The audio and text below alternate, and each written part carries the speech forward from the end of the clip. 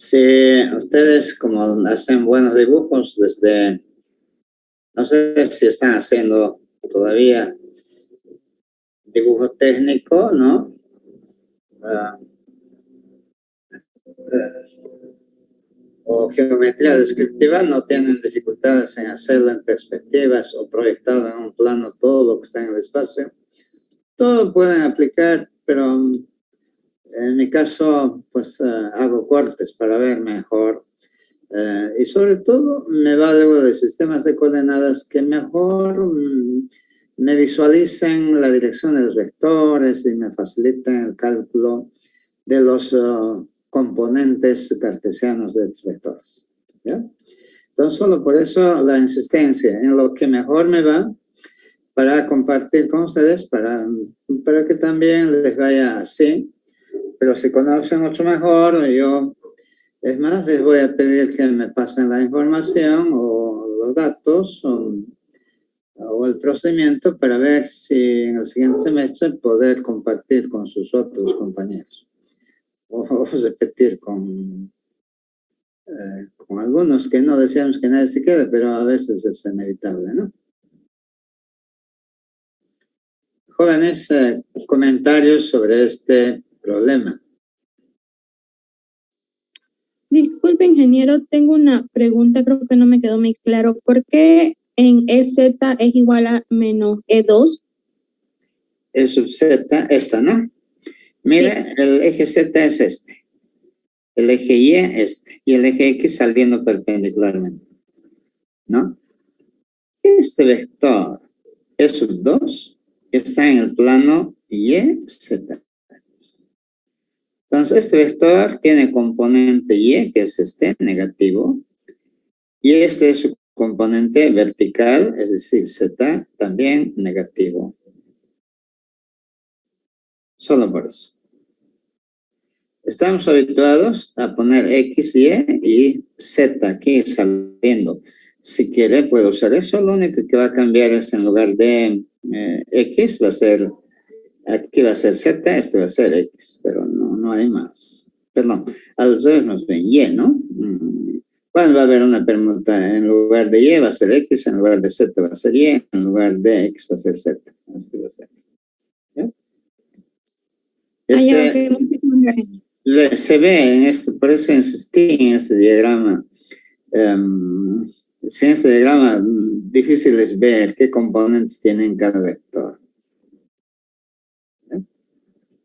Pero en perspectiva sería mejor, pero no estoy muy seguro que por lo menos hubiese intentado dibujar, pero no me animé, sino un corte transversal. ¿Sí? ¿Algo más? O sea, más o menos digo, el signo entonces se dispone de más o menos en qué eje está, ¿no? Claro, en qué eje está. Usted, aquí el valor de los campos lo tenemos en magnitud, todos positivos. No importa si las cargas serán negativas o positivas.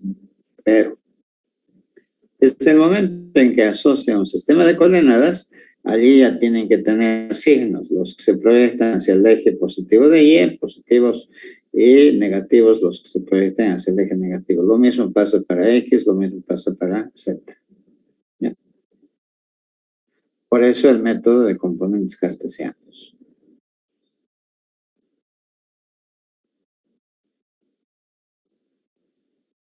Bien, miren, tanto estamos aplicando composición de vectores o suma de vectores, o sea, esta suma de vectores, mediante componentes cartesianos. O sea, preguntar así, sume el vector A con el vector B, con el vector C, D, etc. No, pues aquí más bien vamos a trabajar con 3, 4 cables y vamos a tener que aplicar sí o sí, tenemos que saber sí o sí aplicar suma de vectores, por lo menos por componentes cartesianos. Si conocen otro método, bien, no hay problema. ¿Ya?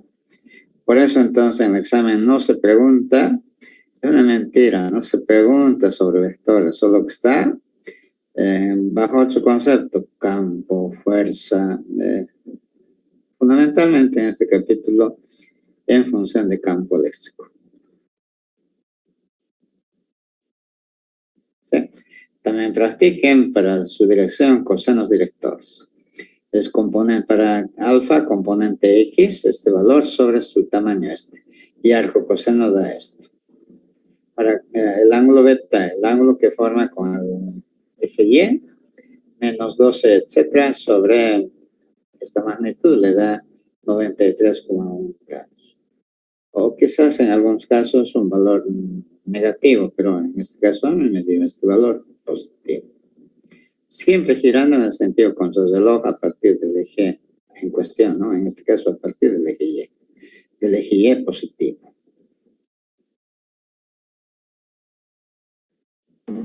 ¿Y que la magnitud de dónde la sacó? Disculpe. Esto, componente este, 216 al cuadrado. Más, paréntesis, menos 12,6 al cuadrado. Más, paréntesis, menos 28,8 al cuadrado. Y de todo eso, la raíz cuadrada. Eso dice la magnitud de un vector. E sub x, ¿no es cierto? E sub x al cuadrado, más e sub y al cuadrado, más e sub z al cuadrado y raíz cuadrada.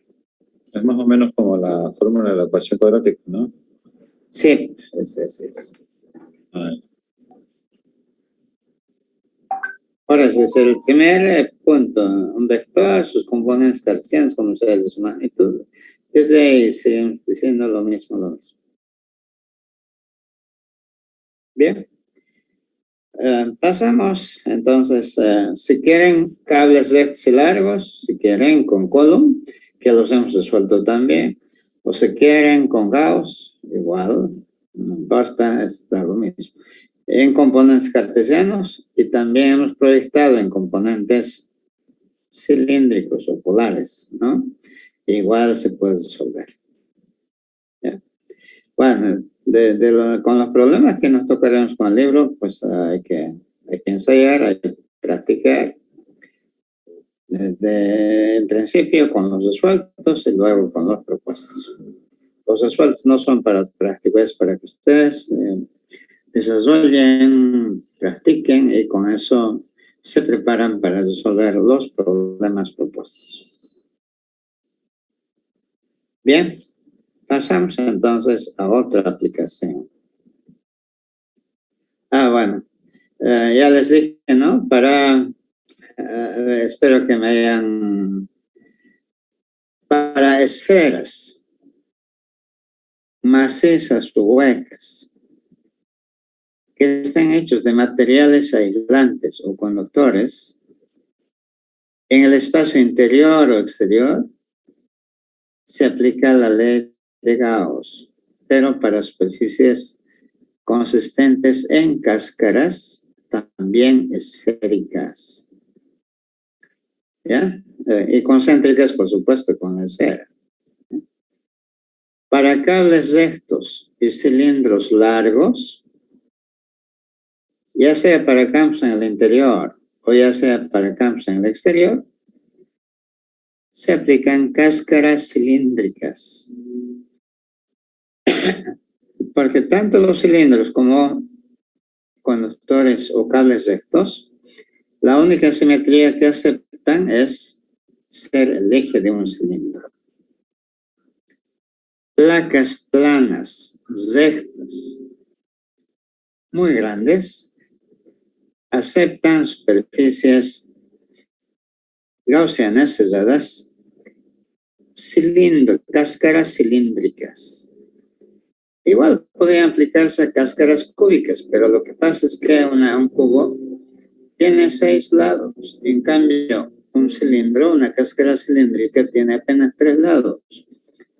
Una base, una tapa y el área lateral. Entonces, en lugar de trabajar con 6 lados, mejor trabajar con 3 lados. Y amén, ¿no es cierto? De eso se trata. ¿Ya? Y todo eso hacemos a nivel de física 3, están resueltos en 0Y. O también hay varios compañeros que están haciendo paralelamente a esta física 3 conmigo. Y el material suficientemente está también desarrollado para eso, ejemplos que he citado. De tal manera que pueden repasar de aquello. No hay, o me lo piden directamente, yo les paso. O lo mejor, el libro. nuestro libro que tomamos en Física 3, que el CERUAI tiene todo eso.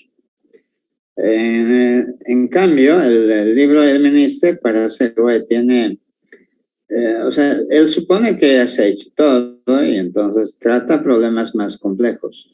Para empezar, no es muy bueno, pero para quienes ya han cursado y en buena forma la ley de Gauss en Física 3, el libro del ministro puede ser excelente. ¿Ya?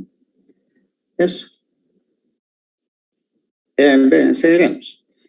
En esta parte lo que se ha colocado es un conductor, materiales conductores, esto es metales y aleaciones, pero que se hallan con carga eléctrica y además en equilibrio electrostático. ¿Qué quiere decir? Que no hay corriente eléctrica, que no está conectado a ninguna batería, sino simplemente se le ha dado carga y punto.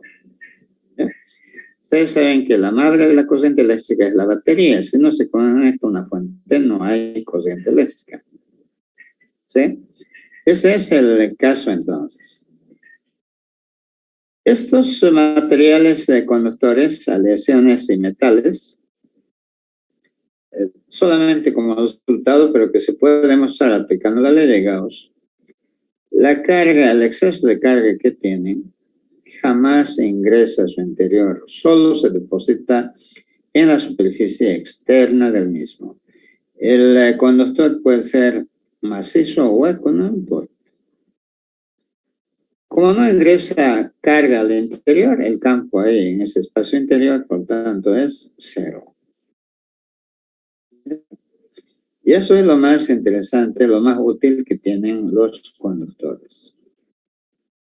Una segunda propiedad que es muy importante indicarlo es de que la carga en la superficie exterior se distribuye en proporción a la curvatura de la superficie externa. ¿Qué quiere decir? Donde hay más curvatura, hay más carga. Y donde hay menos curvatura, llana, digamos, plana, hay menos carga. ¿Ya? Esta propiedad es muy conocida como efecto corona o de puntas y aplicable para bien o para mal, ¿no? Para bien en pararrayos, para conducir la carga eléctrica enorme, cantidad de carga eléctrica que se descarga en un rayo a la Tierra para que descanse en paz, ¿no es cierto? Y no haga ningún efecto dañino. En cambio, para mal, cualquier cuerpo que esté terminado en punta como un árbol, viene a ser algo así como una tarjeta de invitación para que caiga justamente allí un rayo, porque allí está depositada más carga, habiendo más campo es allí donde va a caer un rayo descargándose de las nubes. Un edificio que no tuviera pararrayos, ese es el problema, ¿no? Igual es ahí donde va a caer justo ese edificio. Entonces tiene que tener pararrayos. Pero como a veces también, y sobre todo en nuestra gente que es de la nativa, ¿no? De nuestra región.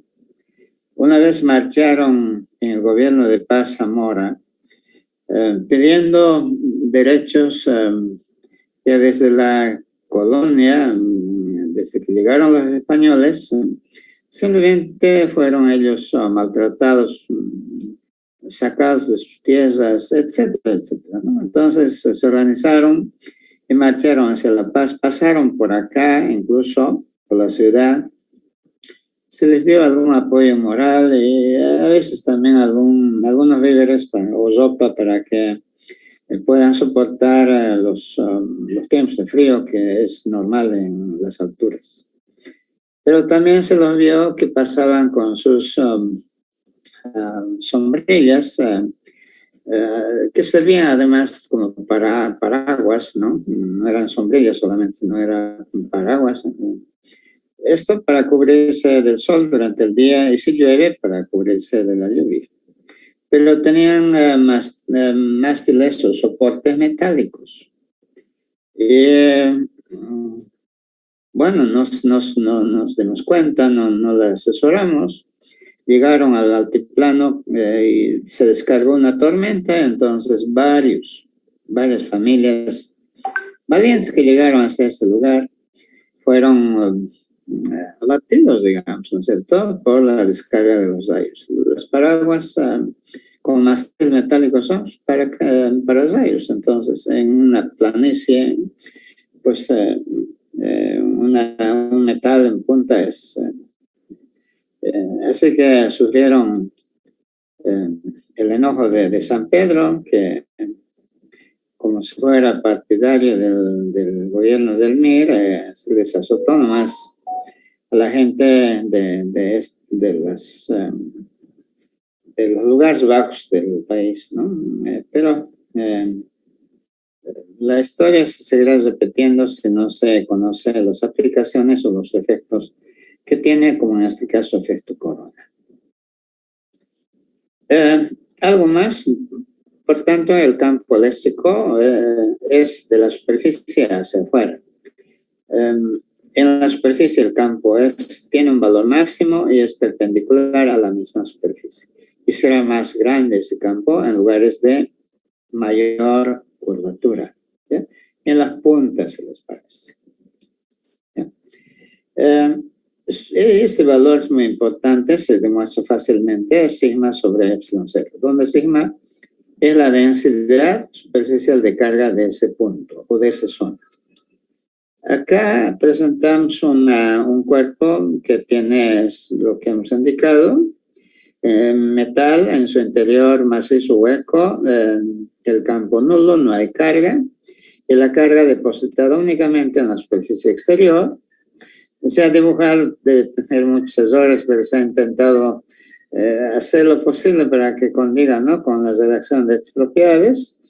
En estos lugares mucha carga, en estos lugares menos carga, ¿ya? Y el campo también para afuera en mayor proporción en estos lugares, ¿sí? Y menos, por supuesto, en estas partes, ¿ya? Ahora, aquí debía ser mucho más, pero ya no es posible dibujar más líneas. Y el valor, como dijimos, sigma sobre epsilon 0, va cambiando, aquí menos, aquí más, aquí algo menos, un poco más alto también, pero aquí debe ser el lugar más alto para el campo, porque sigma es muy elevado en esta zona. ¿Ya? Jóvenes, esta es una propiedad, por tanto, en las aplicaciones hay que considerarlo. Esa es la intención con este ejemplo, de que tenemos un cilindro de cobre recto y largo. Lleva una carga distribuida uniformemente en su interior, 86 nanocoulombs sobre metro cuadrado. Distribuida uniformemente no en su interior, como dijimos, solo en la superficie, ¿no? Y esta es una densidad superficial de carga, solo en su superficie exterior.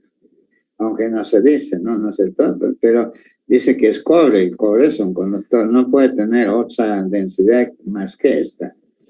El radio del cilindro es de 3 centímetros, calcular el campo eléctrico en los puntos A, 2 centímetros del eje B, en la superficie C, 12 centímetros del eje.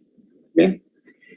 Para el caso del inciso A, 3 centímetros es menos, el radio del cilindro es desde 3 centímetros, entonces en el inciso A 2 centímetros menos que 3 centímetros.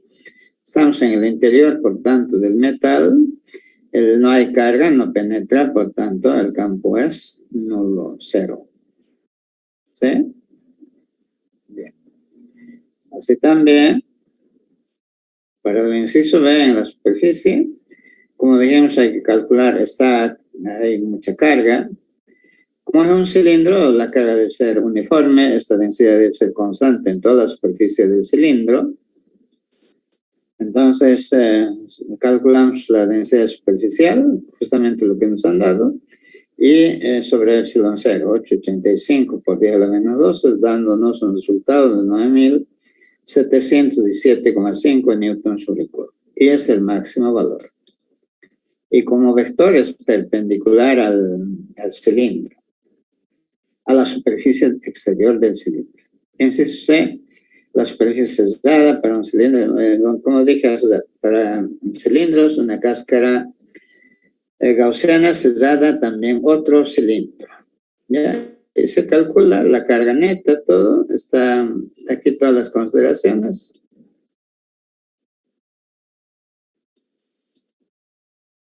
Y para las tres áreas, las dos tapas, el área lateral, similar al primer problema,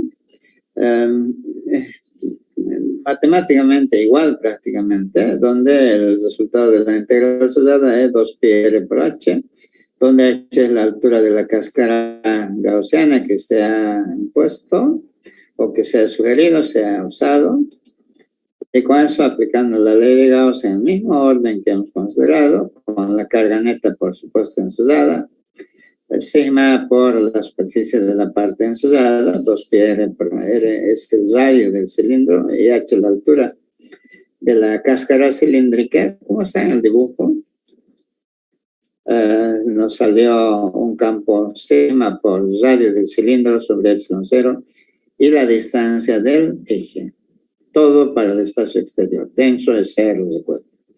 Entonces, como 12 centímetros mayor que 3 centímetros, se calculó colocando esos datos en la relación, ¿no?, deducida de esta.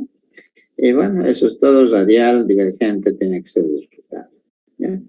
Si fuera la carga negativa, sería radial convergente. Entonces, con la ley de Gauss o con la ley de Coulomb debemos llegar al mismo resultado.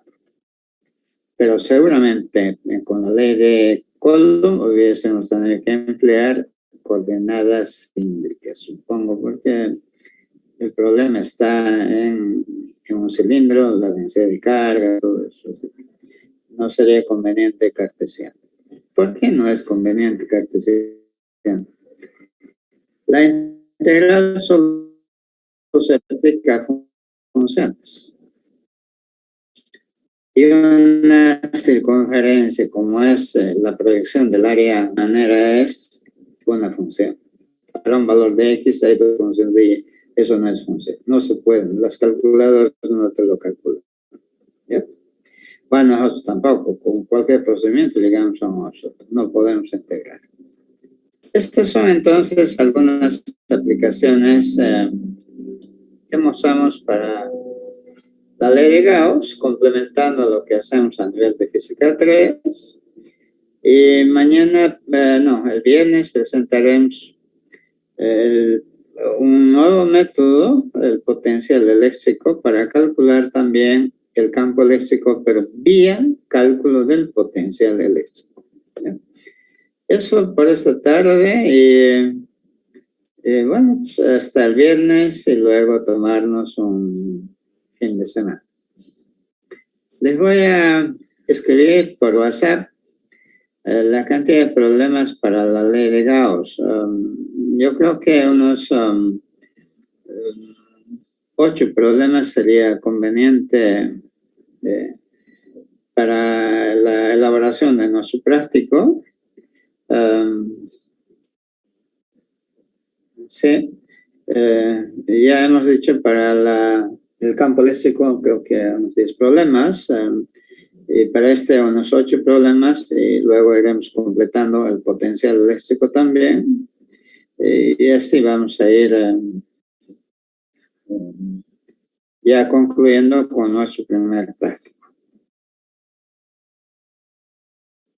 Jóvenes, consultas finales, consideraciones finales.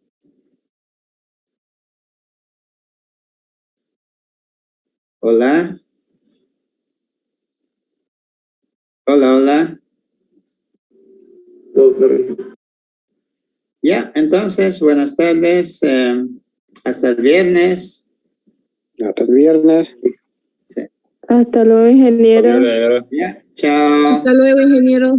Hasta luego. Hasta luego.